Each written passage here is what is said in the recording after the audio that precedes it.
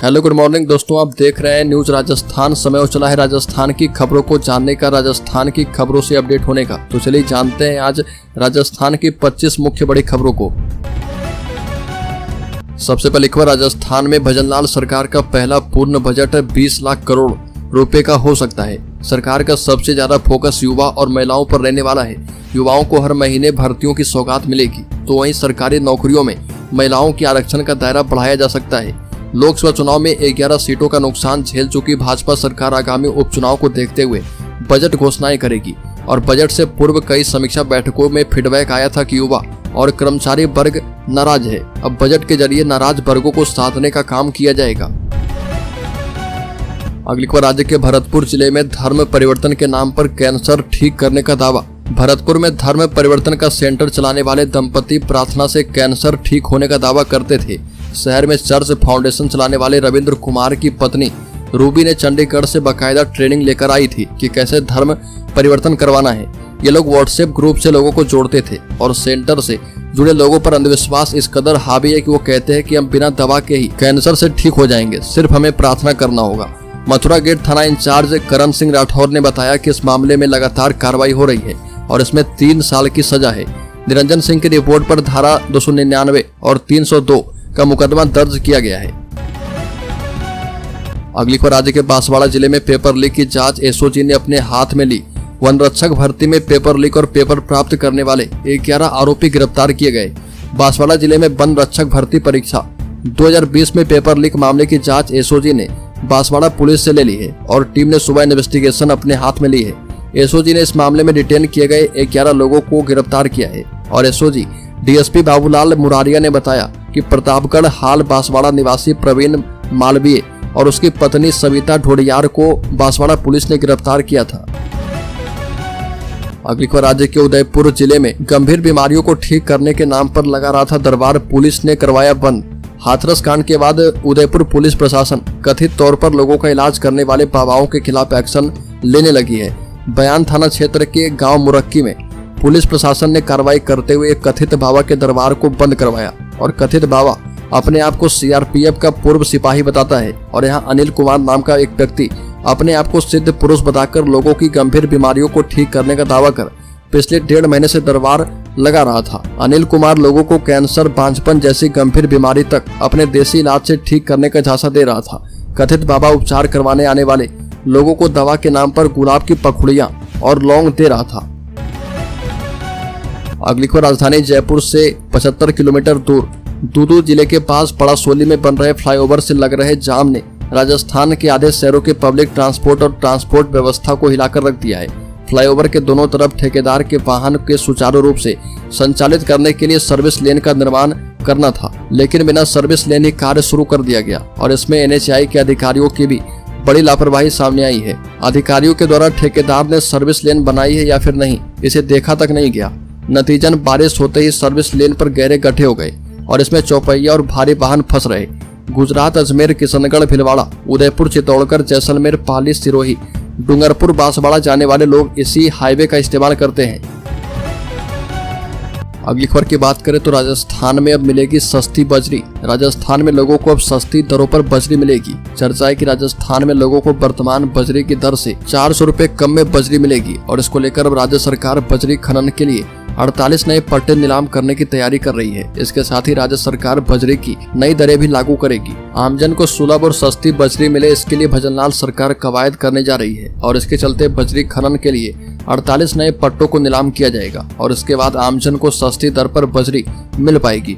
वर्तमान में बजरी 450 से लेकर 750 रुपए प्रति टन के हिसाब से मिल रही है। वहीं जयपुर की बात करें तो खुली बजरी 1200 से 1500 रुपए प्रति टन के हिसाब से मिलती है। अगली खबर, कोटा पहुंचने पर वसुंधरा राजे के नजदीकी नेताओं ने भी किया ओम बिरला का स्वागत। लोकसभा में दूसरी बार अध्यक्ष बनने के बाद पहली बार अपने लोकसभा क्षेत्र कोटा बूंदी में पहुंचने पर भाजपा कार्यकर्ताओं ने ओम बिरला का जोरदार स्वागत किया और बिरला ने बूंदी के हिंडोली विधानसभा क्षेत्र में हेलीकॉप्टर से पहुंचे और उसके बाद हिंडोली से बूंदी तक पहले चरण का रोड शो किया और लोकसभा अध्यक्ष ओम बिरला खुली जीप में भाजपा के स्थानीय नेताओं के साथ सड़कों पर आम जनता का अभिवादन करते हुए हिंडोली से बूंदी की तरफ रवाना हुए। उनके स्वागत में भाजपा कार्यकर्ता और बड़ी संख्या में आमजन की भीड़ उमड़ी, साथ में गाड़ियों का भी लंबा काफिला था। आम जनता और भाजपा कार्यकर्ताओं ने जगह जगह उनका फूल मालाओं और फूल बरसाकर स्वागत किया। अगली खबर, राज्य के झुंझुनू जिले के 300 चिकित्सकों ने किया काली पट्टी बांधकर विरोध प्रदर्शन।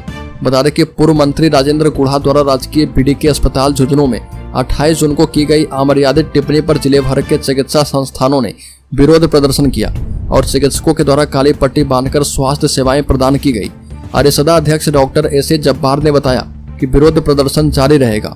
बीडीके अस्पताल में विरोध प्रदर्शन में डॉक्टर एस.ए. जब्बार शामिल हुए। अगली खबर की बात करें तो राज्य के झालावाड़ जिले में 3.5 लाख रुपए की लूट का 48 घंटे में खुलासा। झालावाड़ में 2 आरोपी गिरफ्तार। बता दें कि झालावाड़ थाना असनावर क्षेत्र स्थित इकवासा टोल के पास बाइक सवार व्यक्ति से 3.5 लाख रुपए की लूट के मामले का पुलिस ने खुलासा कर आरोपी शिवराज मेहर पुत्र बालचंद निवासी कच्ची बस्ती मदारी का तालाब एवं सूरज बंजारा पुत्र विजय सिंह को गिरफ्तार किया है। घटना में शामिल अन्य आरोपी की पुलिस तलाश कर रही है। एसपी ऋचा तोमर ने बताया कि 4 जुलाई को थाना बकानी क्षेत्र के देवर निवासी आशीष कुमार शर्मा जमीन बेचने से प्राप्त 3.5 लाख रुपए लेकर अपने साथी भगवान सिंह मेहर के साथ लौट रहे थे और इसी दौरान इनके साथ लूटपाट की गई। अगली खबर, राजस्थान कांग्रेस अनुशासन समिति की 10 साल के बाद बैठक। 20 से अधिक शिकायतों पर चर्चा। राजस्थान कांग्रेस अनुशासन समिति ने जयपुर में 10 साल बाद बैठक की और बैठक में पार्टी कार्यकर्ताओं के द्वारा दर्ज करवाई गई 20 से अधिक शिकायतों पर चर्चा की गई है। अनुशासन समिति के अध्यक्ष उदयलाल अंजना ने कहा कि इन शिकायतों पर आधारित एक रिपोर्ट राजस्थान प्रदेश कांग्रेस कमेटी के अध्यक्ष गोविंद सिंह डोटासरा को कार्रवाई के लिए भेज दी गई है। साथ ही कहा कि हमारे कुछ कार्यकर्ताओं ने पार्टी के खिलाफ विपक्ष को मदद की है। हमने आगे की कार्रवाई के लिए एक विस्तृत रिपोर्ट प्रदेश अध्यक्ष को भेज दी है।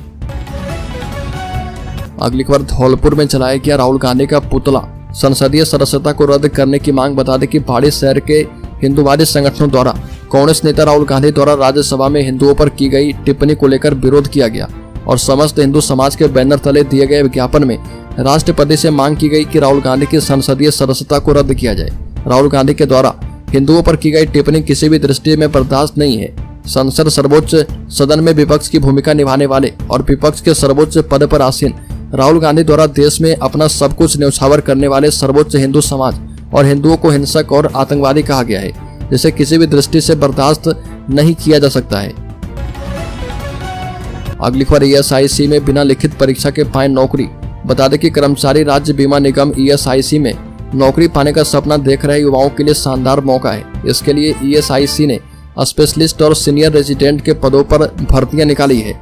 इच्छुक और योग्य उम्मीदवार जो भी इन पदों के लिए आवेदन करने की सोच रहे वो ईएसआईसी की आधिकारिक वेबसाइट esic.government.in पर जाकर अप्लाई कर सकते हैं और इस भर्ती के माध्यम से ईएसआईसी में कुल 19 पदों पर बहाली की जाने वाली है।